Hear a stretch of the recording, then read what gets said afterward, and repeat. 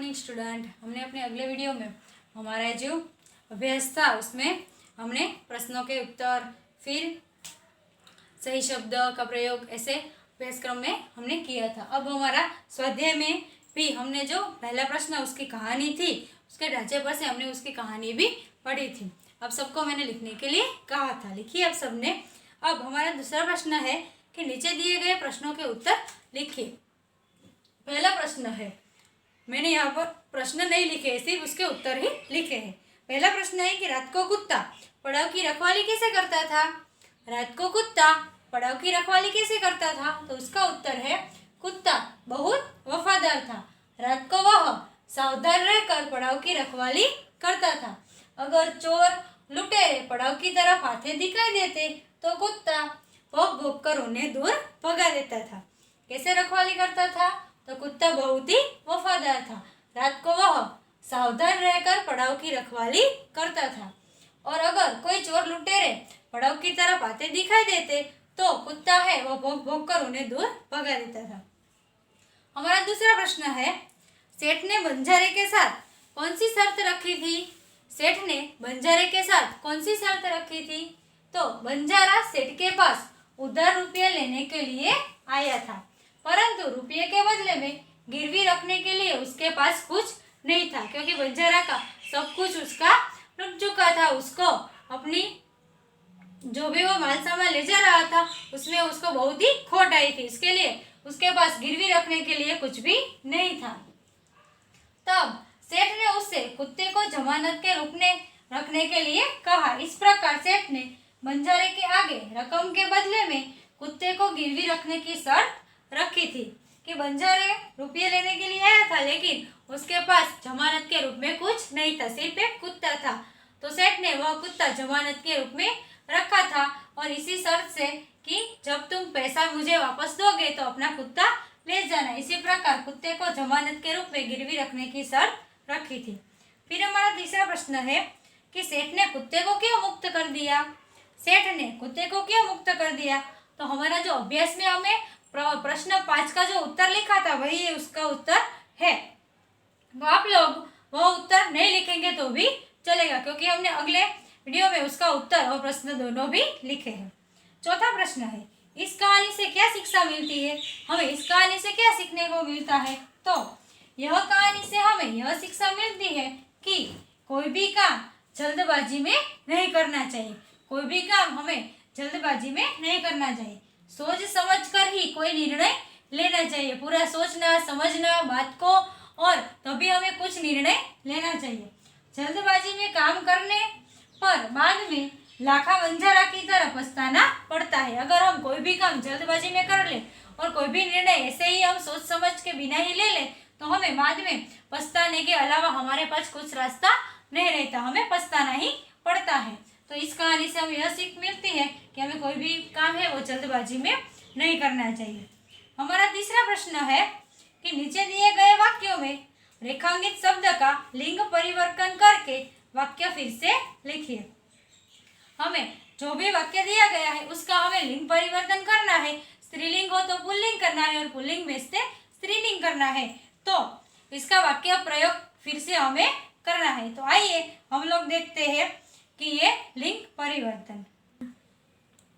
देखिए, हमें पहले के उदाहरण दिया गया है कि घोड़ा दौड़ रहा है।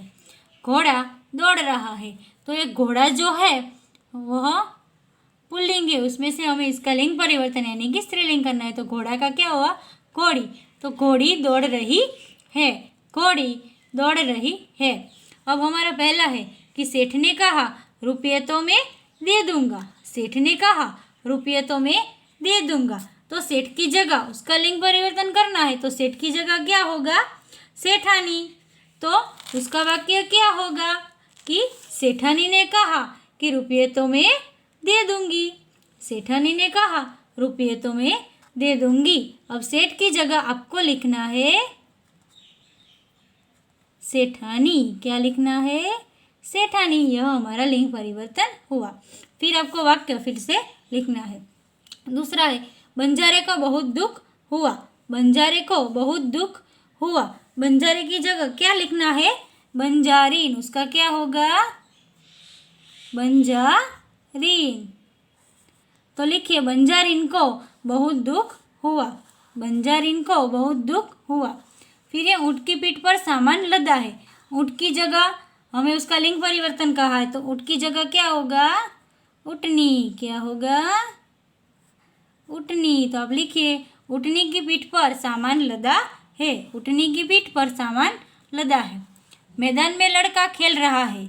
मैदान में लड़का खेल रहा है। तो लड़का का लिंग परिवर्तन यानी कि लड़का का क्या होगा? लड़की। तो मैदान में लड़की खेल रही है। मैदान में लड़की खेल रही है। मैंने सिर्फ यहाँ पर शब्द लिखे हैं। आपको ये शब्द का प्रयोग करके पूरा का पूरा वाक्य जो है वो आपको अपनी नोटबुक में लिखना है। ठीक है। अब अगला देखिए हमारा क्या है। बक्से में से लिंग आधारित शब्दों के जोड़े मिलाइए और उनका वाक्य में प्रयोग कीजिए। मैं सिर्फ आपको यहाँ पर सिर्फ जोड़े मिला दूंगी। वाक्य में प्रयोग आपको अपनी तरफ से करना है। पहले देखिए गाय तो क्या है? बैल। गाय तो बैल। फिर है यहाँ देखिए ये कौन सा शब्द है? शिष्य। तो शिष्य का लिंग परिवर्तन क्या होगा? यहाँ पर देखिए तो शिष्य का क्या होगा? शिष्या। क्या होगा? शिष्या। शिष्य तो शिष्या। फिर है नागिन। तो नागिन का क्या होगा? नाग। क्या होगा? नाग। तो नागिन का यहाँ पर नाग, ये उसके जोड़े हुए नागिन तो नाग। फिर है शिक्षक तो शिक्षिका। शिक्षक तो शिक्षिका। घोड़ा। घोड़ा का क्या होगा? घोड़ी। घोड़ा का घोड़ी। गाय। गाय का क्या होगा? गाय का बैल। तो ये हमारे जोड़े हमने यहाँ पर मिला दिए हैं। इस तरह से वाक्य के परिवर्तन करना है। आपको क्या करना है? वाक्यों में परिवर्तन करना है। तो ये आपका होमवर्क है कि आप सब लोग ये जो मैंने जोड़े मिलाए हैं उसका वाक्य में प्रयोग आप सब लोग खुद ही अपनी तरह से कीजिएगा। यही आपका होमवर्क है। फिर हमारा 5वां प्रश्न देखिए कि संज्ञा पहचानिए। क्या है? संज्ञा पहचानिए। संज्ञा का मतलब क्या होगा? आपको पता है? संज्ञा यानी कि कोई भी शब्द दिया गया है वो किसी निर्धारित वस्तु को प्रदर्शित करता है तो उसको हम संज्ञा बोलते हैं। ठीक है। अब कौन कौन सी संज्ञा है वो आपको बताना है। आप सब लोग ने अगले कुछ वीडियो पहले हमने संज्ञा का परिचय किया था, तो ये कौन सी संज्ञा है वो आपको पहचान कर बताना है। सैनिक हमारे देश की रक्षा करता है, तो सैनिक है वो कौन सी संज्ञा होगी? आपको पता है कौन सी संज्ञा होगी? सैनिक है वो क्या है? जातिवाचक। सैनिक जो है वो एक पुरुष होता है तो वह अपनी जाति दिखाता है, तो क्या होगा? जातिवाचक। क्या होगा? जातिवाचक।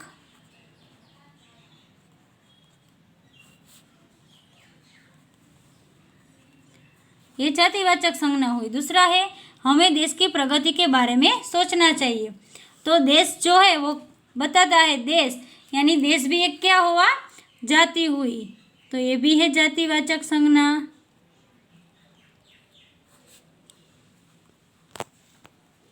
तीसरा है गंगा भारत की पवित्र नदी है, तो ये भी एक क्या दिखाती है? स्थान दिखाती है। ये भी एक कैसी हुई? जातिवाचक संज्ञा। क्या हुई? जातिवाचक संज्ञा।